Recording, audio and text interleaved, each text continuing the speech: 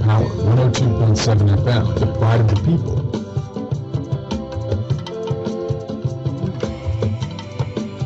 Are you okay? Just a moment. You're feeling cold? Obviously.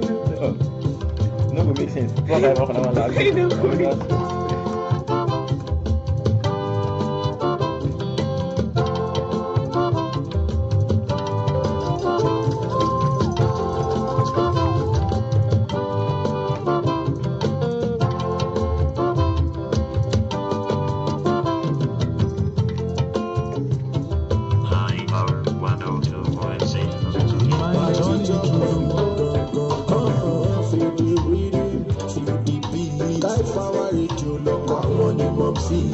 Keep your soul out on the east. Others for back and now we be judging. Gorilla Wakawa Polo Ajani. We need to prepare valid information. We disseminate facts, no complications. We are always on front of magic. 102.7 FM, the pride of the people. High power radio, our diet of woman of both of my tongue. High power radio, 102.7 FM, the pride of the people. High power radio, the pride of the people. Tiatiani, high power radio. 5, 4, 3, 2, 1. High Power 102.7 FM, the pride of the people. You're stressed. Like that.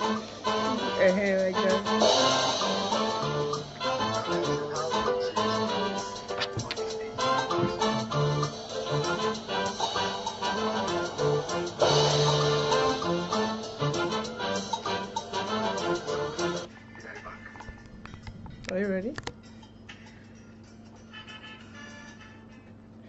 A beautiful morning to you, and you're welcome to another edition of In the Papers, the program where we present and discuss headlines from newspapers within and outside Nigeria. And it's coming to you from no other station but iPower 102.7 FM. And I am INIOLUWA Adekoya, and with me is ABDULRASAQ Alawi. This morning I will be reviewing headlines from the Hope newspaper, the Punch newspaper, the Tribune newspaper, and the Nation newspaper.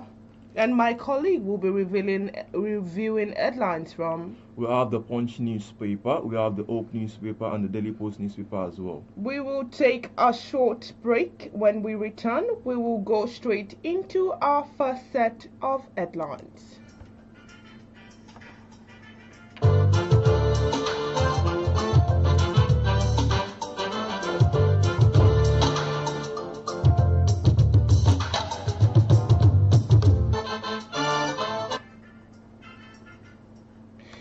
Glad to have you back. You're still on to In the Papers, coming to you from iPower 102.7 FM.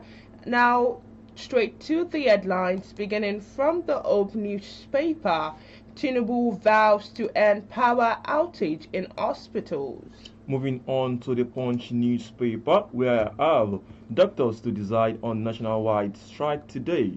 Still on the Hope newspaper, where I've got this headline: Presidency it's back at Melaye's over debt claims. We have another headline coming to you from the Hope newspaper, where we have fire service deny empty fire truck accusation. No plans from the Tribune newspaper. No plans for immediate implementation of 5% fuel surcharge, says Wale Edun. Still on the Punch newspaper, where I have PDP SANS protest at Senator Block Natasha's. Yes, still on the Tribune newspaper, where I've got Niger government partners private health center to boost healthcare delivery. Another story coming from the Punch newspaper, where I have 2027 presidency, Jonathan split South PDP. Now I've got this still on the Tribune newspaper. Nigerians should elect people who live, dwell amongst them into public offices, says Adewale Benga. Still another story coming from the Hope newspaper, where we have 2027 more governors will join APC, says Yilwatda. Still on the Tribune newspaper, now talking Nupeng. Nupeng calls off strike after DSS brokered truce with government unions.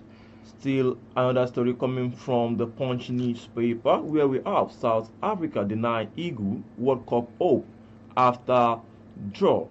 Yes, still on the Tribune newspaper, talking Natasha. You can't resume Senate now, Nas tells Natasha. And that will be all on this first edition. We'll go on a short break. When we come back, we'll give you details of the further stories and more.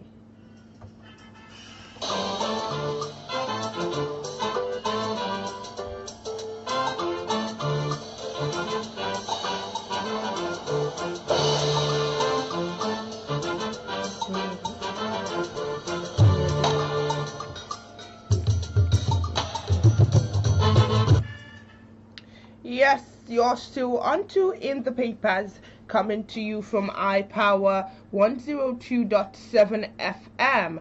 Beginning from my end, on the Hope newspaper, Tinubu vows to end power outage in hospitals. And now the details.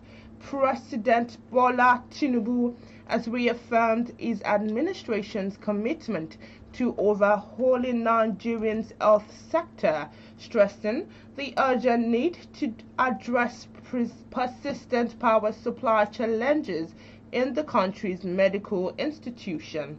Speaking through the Secretary to the Government of the Federation, Senator George Akume, at the National Stakeholders Dialogue on Power and Health Sector held recently in Abuja, Tinubu stressed that no Nigerian should die due to power interruptions in healthcare facilities.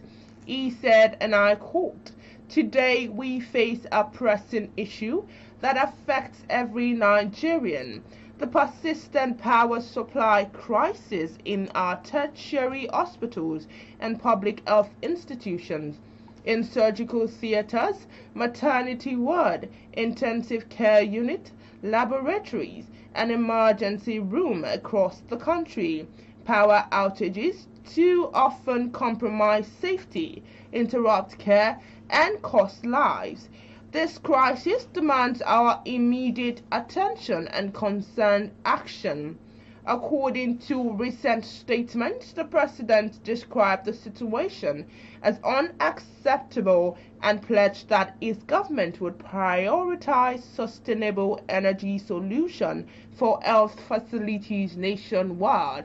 For more details on that story, check the Hope newspaper with the headline, "Tinubu vows to end power outage in hospitals."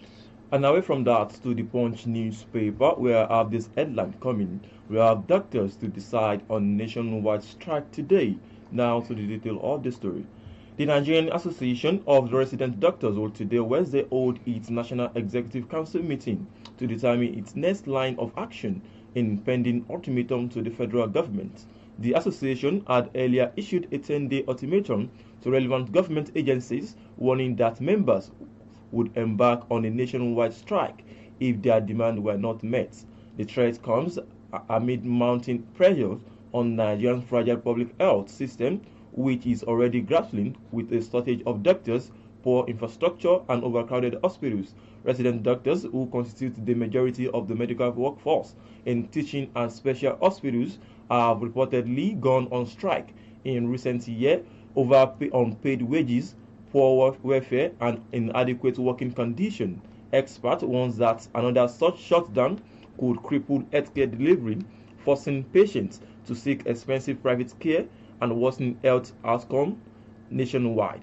In a communique issued on September 1, 2025, and signed by NARD President Dr. Tope Oshundari, General Secretary Dr. Oluwasola Odubaku, and Publicity and Social Secretary Dr. Omar Omobi, the doctors demanded immediate payment of the outstanding 2025 medical residency training fund, settlement of 5-month arrears from the 25 and 35% consolidate medical salaries, structure review, and other long-standing salary blockage. For more information on this story, check the Punch newspaper with the biggest headline: doctors to decide on nationwide strike today. Still on the Hope newspaper with this headline: Presidency hits back at Malaye over debt claims. And now the details. The presidency has dismissed recent comments by former Kogi West Senator Dino Malaye on the country's rising debt profile. In a post via his X handle, the special advisor to President Bola Tinubu on media and public communications, Sunday Dare, described Malaye's statement as entertainment and not enlightenment. It was earlier reported that Malaye, during an interview on Arise News, mocked the Tinubu's administration over its borrowing practices. Malaye had alleged that the Nigerian debt situation was so dire that the government may soon be forced to borrow from local fintech firms if the borrowing trend persists. The former lawmaker questioned the rationale behind recent loan requests, asking why the government was seeking $1.7 billion from the World Bank and pointing to the Senate approval of about $21 billion in external borrowing so far. He described the scale of borrowing as unprecedented and argued that it contradicts what the administration stated and aimed of eliminating waste. For more details on that story, check the Hope newspaper with the headline: Presidency is back at Malaye over debt claims. And let me now shortly join you on the Hope newspaper as well, where I have this story coming through your air. We have 2027 more governors will join APC, says INIOLUWA. Now to the detail of the story. The national chairman of All Progressive Congress, Professor Ninweti INIOLUWA, has said more state governors will defect to the ruling party ahead of the 2027 general election to strengthen President Bola Tinubu's second-term bid. INIOLUWA made this known during the 12th expanded stakeholders meeting of the APC in Bayelsa State, where the party formally endorsed Tinubu as its sole presidential candidate for 2027. Represented by the Deputy National Secretary Chairman South, Chief Eman Enochukwu, INIOLUWA said Tinubu's performance in governance was attracting governors, senators, and other key political figures from opposition party. He said, and I quote, "More governors and lawmakers are still on their way to our party because of the caliber, integrity, and achievement of the president. Our doors are wide open to accommodate those willing to join hands with us to move Nigeria forward." He cited the recent defection of Delta State Governor Sheriff Oboriwori and Akwa Ibom State Governor Umo Enon, who both left PDP for APC, describing their move as a sign of President's growing influence. For more information on this story, check the Hope newspaper with the headline: 2027 more governors will join APC, says INIOLUWA. I take a flight to join you on the Punch newspaper with this headline: El Rufai drags Kaduna police to PSC over abuse of office. And now the detail. A fresh twist has emerged in the brewing face-off between former Kaduna State Governor Nasir El Rufai and the State Police Command, as the ex-governor has petitioned the Police Service Commission over what he described as an unprofessional conduct abuse of office, and serial violations of the Police Act by some officers. El-Rufai, in the petition addressed to the PSC made public recently, alleged that the Commissioner of Police in Kaduna State and some officers had engaged in acts unbecoming of their call since assuming office on December 30th, 2024. The former governor, who was recently invited by the Kaduna Police Command for questioning but failed to honor the invitation, said he was compelled to alert the PSC after an earlier petition to the Inspector General of Police, IGP Kayode Egbetokun, failed to curb what he called as an egregiously unlawful conduct of the officers. He said, and I quote, "I am writing out of concern that the Nigerian police, warts and all, is only a front-line law enforcement institution we have." He also stated that the duty of all officers is not only to support it at every level, and also to ensure that the Commission has provided opportunities to deliver on its regulatory powers to enforce discipline and promote sound and ethical conduct by all police officers at all times. For more details on that story, check the Punch newspaper with the headline, El-Rufai drags Kaduna Police to PSC over abuse of power. And moving straight away to the Punch newspaper as well, where I have this story coming through your air. We have PDP SANS protest as Senate block Natasha's return. Now to the detail of this story.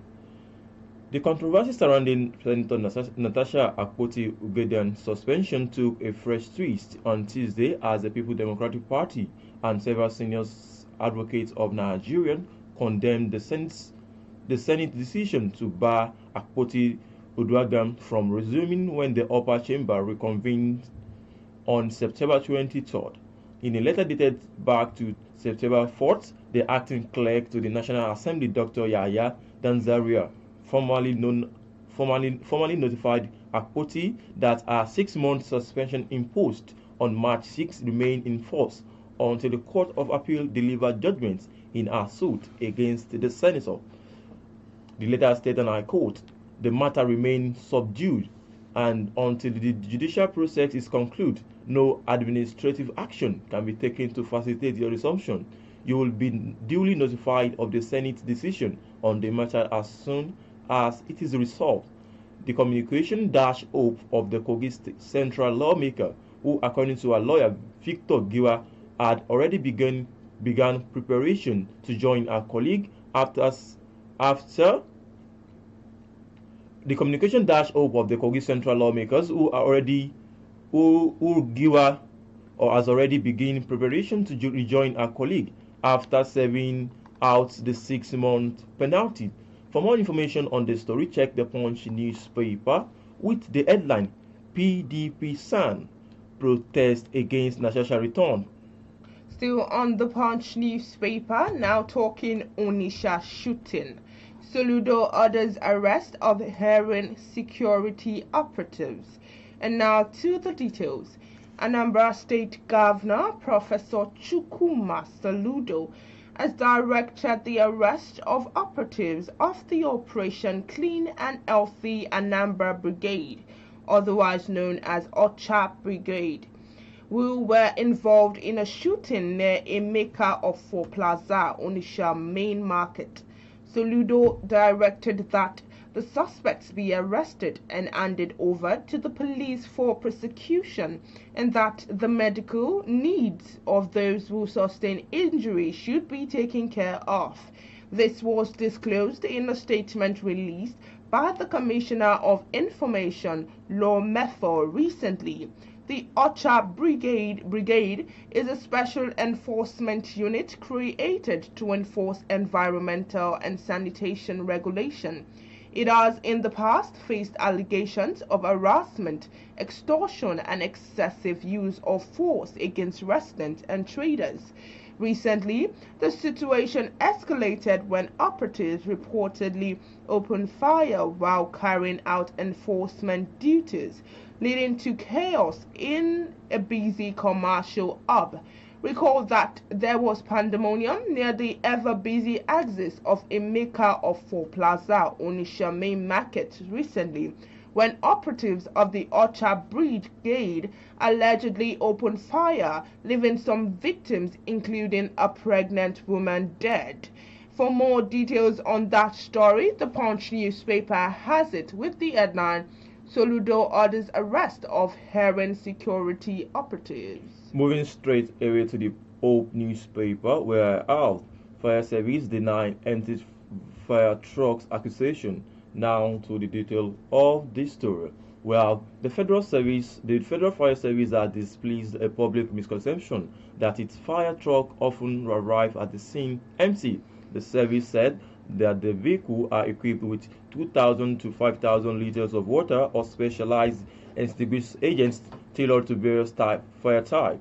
FFS clarified this in a statement signed on Tuesday by its National Public Relations Officer and Head of Corporation Service Paul Abram and made available on its X handle.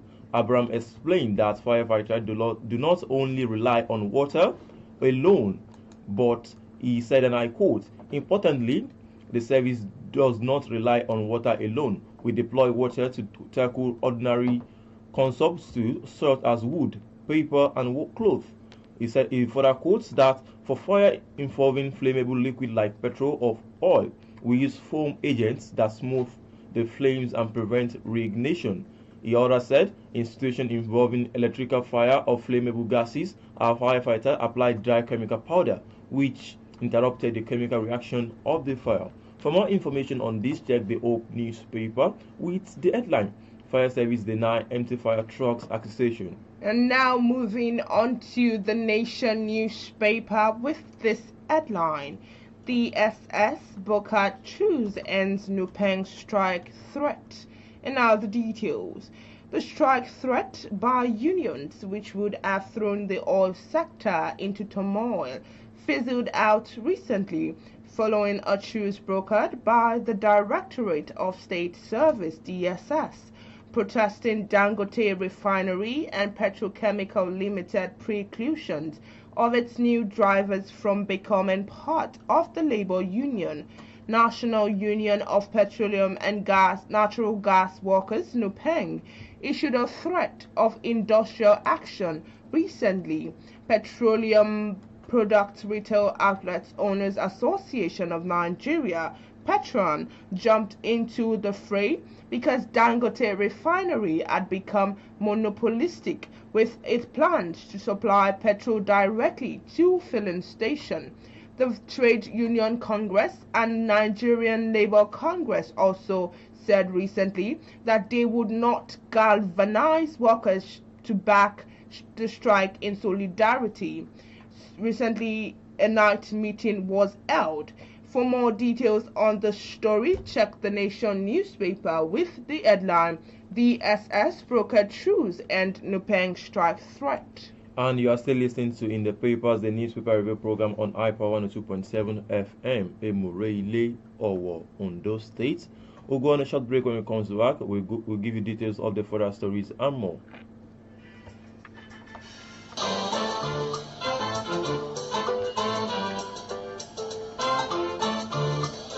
Ready to the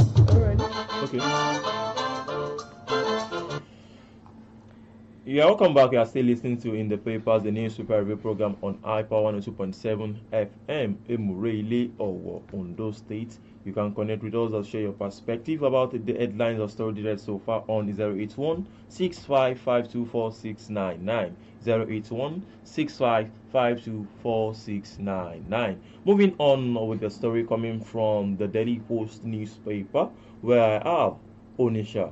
Peter Obi condemns attack on traders, urges scrutiny of security outfits. Now to the detail of this story.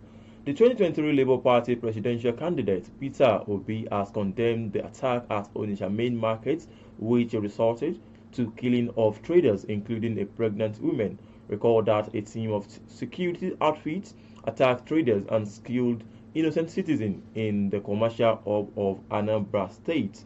In his post on his X handle on Wednesday, Obi demanded thorough scrutiny, proper reorganization, and strict accountability of those outfits. Obi stated that the activities of the group must thoroughly investigated and all those responsible for acts must be brought to justice. He said, and I quote, "It is very worrisome that the already state-backed outfits created to help with security situation are instead worsening the plight of the already terrorized citizens and sometimes acting even worse than the criminal they are meant to confront." For more information on this story, check the Daily Post newspaper with the headline, Onisha. Peter Obi condemns attack on traders, urges scrutiny of security outfits. Yes, and still on the Nation newspaper, talking Abuja Kaduna rail derailment.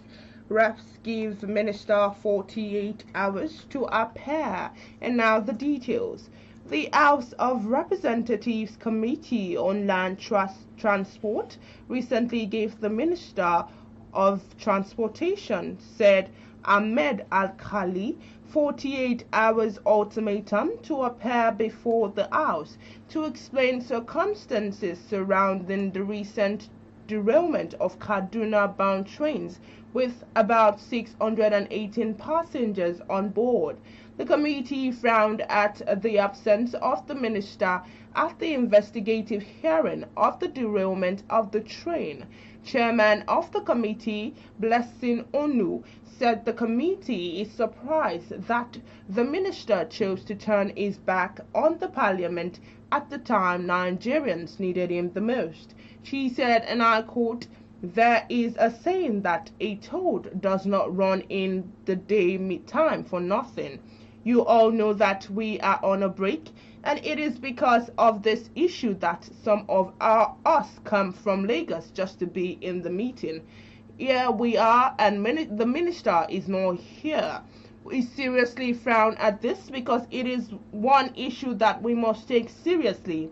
We're here to investigate the recent road derailment, and the minister is not here. This is a serious issue because our brothers and sisters were affected. We will discontinue the meeting and invite the minister to appear in person within 48 hours. For more details on that story, check the Nation newspaper with the headline, Reps give minister 48 hours to appear. Still reading another story coming from the Punch newspaper, where Nupeng suspends strike as Dangote accepts union's demands. Now to the detail of the story. The Nigerian Union of Petroleum and Natural Gas Workers suspend its two-day strike on Tuesday following a meeting with officials of the federal government and the Dangote Group amid fuel supply disruption in different locations across the country. The national president of Nupeng, Williams Akporia, confirmed this to one of the correspondents after the failure of the Monday meeting. The Minister of Labour summoned another meeting on Tuesday with more stakeholders in attendance. Those in attendance include representatives of the Dangote Group led by Sayu Dantata, officials of the Nigerian Midstream and Downstream Petroleum Regulatory Authorities, and others. An agreement signed after the meeting showed that the Dangote refinery agreed to unionize its members. It said, and I quote, following the threat to embark on industrial action by the Nigerian Union of Petroleum and Natural Gas Workers over the refusal of the management of the Dangote refinery and Petrochemical Limited to allow their employees to be unionized by registered labor union. A conciliation meeting was held at the instance of the Minister of Labor and Employment, and it was revealed in the course of the meeting that the management agreed with the fact and responded that they are not adverse to the unionization of their employees by labor union in tandem with the provision to the extant labor law. After exhaustive deliberation, the following resolution were reached by both parties: that since workers' unionization is a right in line with the provision of the extant laws, the management of Dangote refineries and petrochemical agreed to the unionization of employees of Dangote refinery and the unionization of the employees of petrochemical who are willing to unionize. For more information on the story, check the Punch newspaper with the headline "Nopeng suspends strike as Dangote accepts unions' demands." Still on the Nation newspaper with this headline: APC emerging leader congratulates UWADA, urge inclusion. And now the details.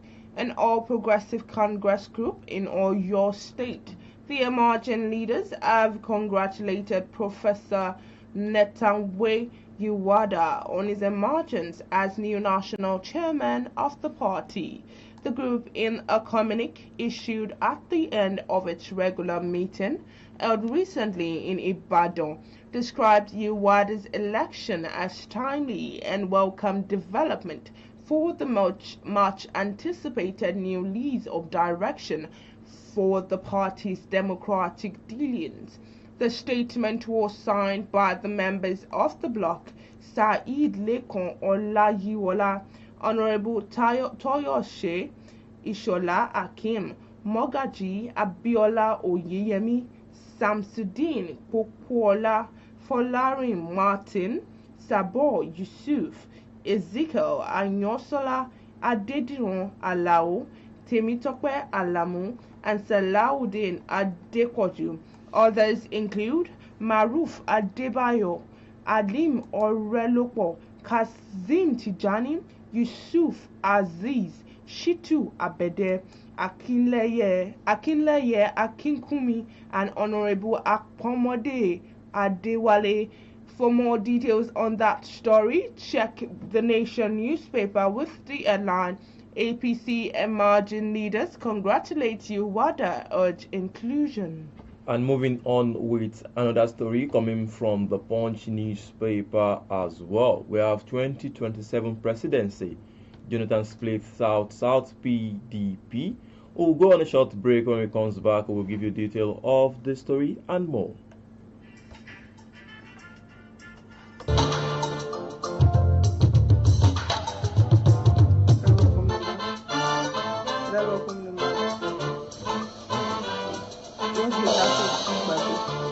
I'm ready. You are still on to In the Papers, a newspaper review program on iPower 102.7 FM, Emureile, Owo, Ondo State. You can connect with us or share your perspective on the program by calling us on 081 65524 081 65524 Moving on with the story coming from the Punch newspaper, where I said 2027 presidency, Jonathan splits South PDP. Now to the detail of the story. The reported 2027 ambition of former President Goodluck Jonathan has split the People's Democratic Party in the South into two camps, with the stakeholders holding divergent position on the issue. While some parties members believe Jonathan should not contest against President Bola Tinubu, various political pressure group drummed support for the ex-leader. Aides for the former president have been quoted in the media that their principal was consulting on whether to throw his ass in the ring in the 2027. He was said to have been asked to contest the presidency by the PDP, the New Nigerian People's Party, and the African Democratic Congress. The Punch could not immediately confirm this. Jonathan's home state, Bayelsa, is awaiting the position of Governor Dweyediri on the issue. As the ex-president's reported ambition has diverted the loyalists of FCT ministers Nyesom Wike and suspend Governor Siminalayi Fubara in Rivers State with 2 camps taking opposition stance. For more information on the story, check the Punch newspaper with the headline 2027 Presidency. Jonathan splits South PDP. And that brings us to the end of today's edition of In the Papers. We have taken you through major headlines from newspapers within and outside Nigeria. And we also hope that this review has kept you informed on the key issues shaping conversations today. Do stay tuned for more updates and programs coming your way shortly. On behalf of myself, Adekoya INIOLUWA, and my colleague, ABDULRASAQ Alawi. Many thanks for joining us. Until next time, have a productive and pleasant day.